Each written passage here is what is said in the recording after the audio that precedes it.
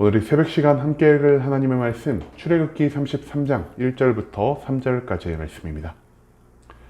출애굽기 33장 1절부터 3절까지의 말씀, 여러분들을 대표해 제가 읽도록 하겠습니다. 출애굽기 33장 1절 말씀부터 읽도록 하겠습니다. 여호와께서 모세에게 이르시되 너는 내가 애굽 땅에서 인도하여 낸 백성과 함께 여기를 떠나서 내가 아브라함과 이삭과 야곱에게 맹세하여 내 자손에게 주기로 한 그 땅으로 올라가라. 내가 사자를 너보다 앞서 보내어 가나안 사람과 아모리 사람과 헷 사람과 브리스 사람과 히위 사람과 여부스 사람을 쫓아내고 너희를 젖과 꿀이 흐르는 땅에 이르게 하려니와 나는 너희와 함께 올라가지 아니하리니 너희는 목이 곧은 백성인즉 내가 길에서 너희를 진멸할까 염려함이니라 하시니. 아멘. 오늘 이 시간 우리는 축복대 하나님이라는 제목을 갖고 오늘 우리가 읽은 하나님의 말씀 함께 나누는 시간 갖도록 하겠습니다. 오늘 본문 말씀인 출애굽기 33장에서 우리는 하나님 없이도 우리의 삶 가운데 발생할 수 있는 여러 가지 축복들이 존재할 수 있다는 사실을 찾아볼 수 있게 될 것입니다. 그렇다면 우리가 누릴 수 있는 축복은 무엇이며 그 가운데에서 최고라 말할 수 있는 축복은 과연 무엇이라 할 수 있을까요?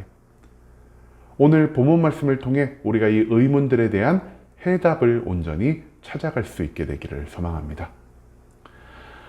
오늘 본문 말씀에서 하나님은요, 모세의 중보기도와 간청으로 인해 이스라엘에게 내리기로 결정하신 심판을 잠시 동안 유예하는 모습을 보여주고 계십니다.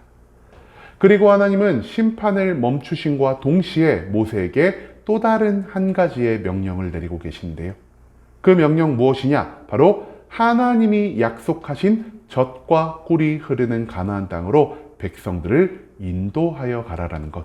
그것이 바로 하나님의 명령이었다라는 것입니다.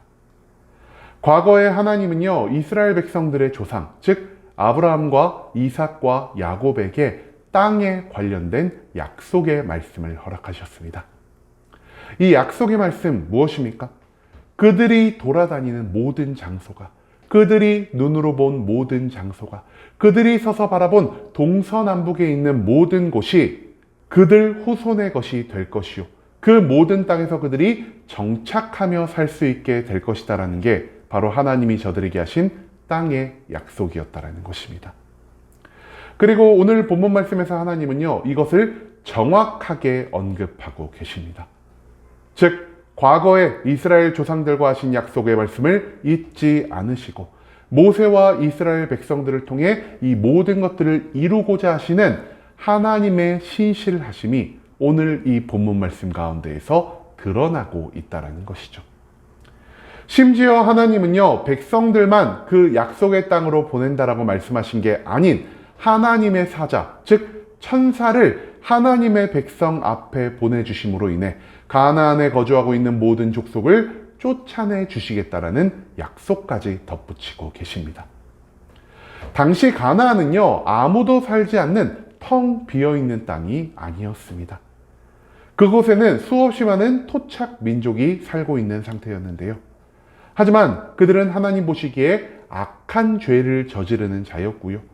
그들은 하나님께 용납받을 수 있는 죄의 범위가 넘어갔기 때문에 하나님의 심판을 감당해야만 하는 상황 가운데 놓여 있었다는 것입니다.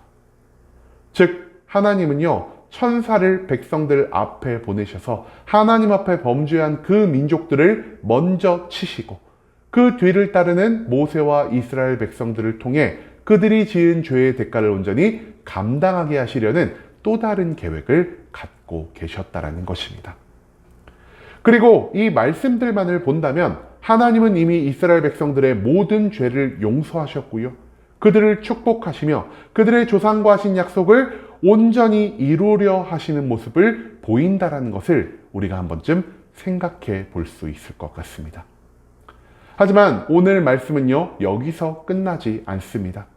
하나님은 이 모든 것을 선포하기가 무섭게 갑자기 자신의 태도를 180도 바꾸는 모습을 보이고 계신다라는 것이죠. 하나님은 이스라엘 모든 백성을요, 젖과 꿀이 흐르는 가나안 땅으로 인도하신다고 다시 한번 약속의 말씀을 반복하십니다. 하지만 하나님은요, 천사만 이스라엘 백성의 앞에 보내어 가나안 땅을 정복하게 해주신다 하셨지, 그 땅에 이스라엘 백성과 함께 올라가지 않을 것을 오늘 본문 말씀에서 함께 말씀하고 계신다는 것입니다. 즉, 하나님은요, 아직까지 이스라엘 백성들을 온전히 용서하지 않으셨고요, 그들을 향한 심판의 마음을 온전히 거두지도 않으셨으며, 이제는 이스라엘 백성들과 함께하기도 원치를 않으신다는 모습을 오늘 이 본문 말씀을 통해 간접적으로 그리고 직접적으로 드러내고 계신다는 것이죠. 왜냐? 여전히 죄악 가운데 있는, 오늘 본문에 근거하면 목이 곧은 백성이었던 이스라엘이 하나님과 함께하게 된다면 하나님은 그들을 반드시 심판하실 수밖에 없었기 때문이라는 것입니다. 그럼에도 불구하고 하나님이 그들을 가나안으로 인도하시려는 이유, 하나님이 그들에게 땅의 축복이라는 이 놀라운 언약을 성취하시려는 그 이유는 무엇이라 할 수 있을까요? 그 이유는요, 하나님의 성품, 즉 하나님이 가지고 계신 신실하심 때문이라는 것입니다. 하나님은요, 자기가 한번 뱉으신 약속은 반드시 지키시는 분이시고요, 자기가 먼저 그 약속을 어기거나 잊어버리지를 않으시는 분이라는 사실입니다. 그렇기 때문에 하나님은 이스라엘 백성의 죄악을 여전히 용서하지 못하시는 가운데 있으시면서도 그들의 조상과 맺은 언약은 이루어 주시는, 즉 축복을 내리시는 것과 같은 모습을 보이고 있다는 것입니다.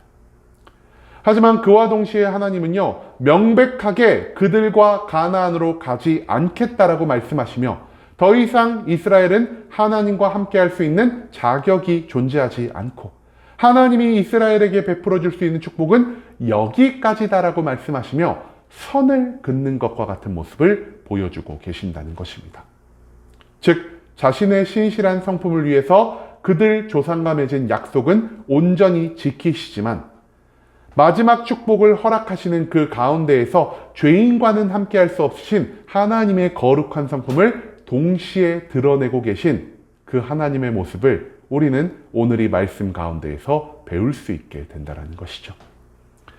이스라엘은 하나님이 베풀어 주신 마지막 자비, 하지만 더 이상 하나님과 함께하지 않는 그 축복 가운데에서 계속된 삶을 이어가야만 한다라는 말씀을 오늘 이 말씀은 우리에게 가르쳐주고 있다는 것입니다. 여러분, 대부분의 기독교인들, 대부분의 그리스도인들이요, 하나님을 믿고 살아가는 그 목적 무엇이라 할 수 있겠습니까? 우리는요, 하나님이 우리에게 내리실 축복을 기대하며 하나님을 믿고 살아갈 때가 너무나 많은 것 같습니다.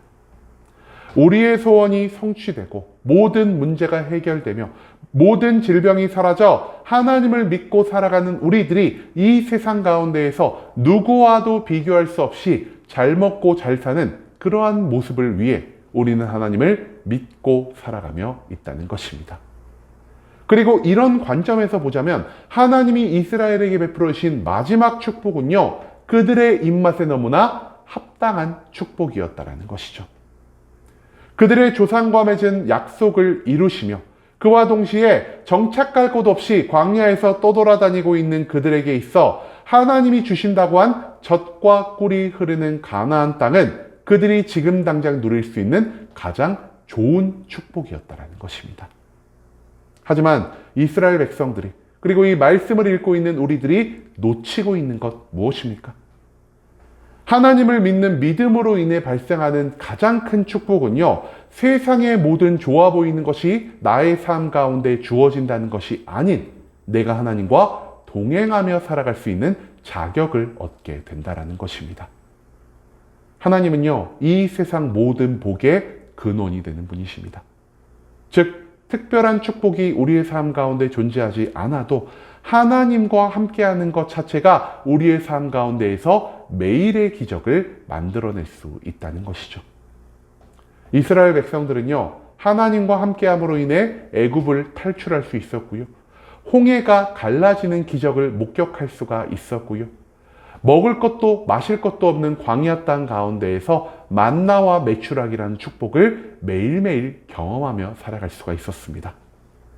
그럼에도 불구하고 그들은 하나님과 함께하는 삶이 아닌 오직 하나님이 내려주시는 축복 그 자체에만 그들의 시선을 맞추며 살아가는 어리석은 모습을 보이고 있다는 것이죠.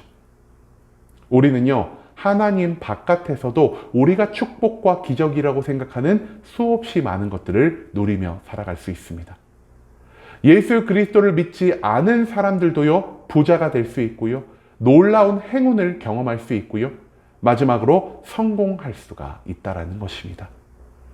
하지만 하나님 바깥에서 발생한 모든 축복은요, 영원하지도 않을 뿐더러 우리에게 진정한 평강을 허락할 수도 없다라는 사실을 우리는 절대로 잊지 말아야 한다는 것입니다.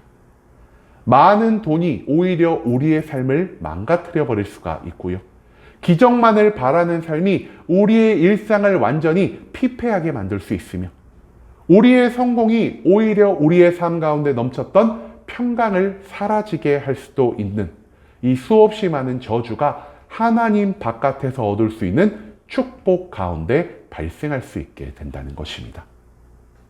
그렇기 때문에 우리는 우리가 감당할 수 있는 분량에 따라 적절한 복을 허락하시고 모든 상황 가운데에서 우리의 마음에 참된 평강을 허락하시는 하나님 한 분만을 먼저 바라보며 살아가야 한다는 것이죠. 하나님 바깥에서도 축복은 발생할 수 있지만 이런 축복은 우리의 삶 가운데 늘 평강을 허락하는 게 아니라는 것입니다. 하나님과의 동행함을 통해 모든 축복을 누리는 것뿐 아닌 그 축복을 통해 마음의 평강을 얻고 나에게 주어진 모든 것으로 하나님의 사명과 하나님의 영광을 성취하며 살아가는 것이 하나님과 동행하며 하나님 안에 살아가는 우리들의 진정한 기쁨과 진정한 행복이 되어야 한다는 사실을 오늘 본문 말씀에서 우리는 배울 수 있게 된다는 것입니다. 이제는 하나님이 아닌 하나님이 주시는 축복만을 바라보며 살아가는 우리들의 어리석음을 다시 한번 경계할 수 있기를 원합니다. 우리들의 신앙생활의 목표는 축복이 아닌 하나님과 동행하며 언제나 함께하는 삶이 되어야 한다는 사실을 오늘 본문 말씀은 우리에게 알려주고 있다는 것이죠.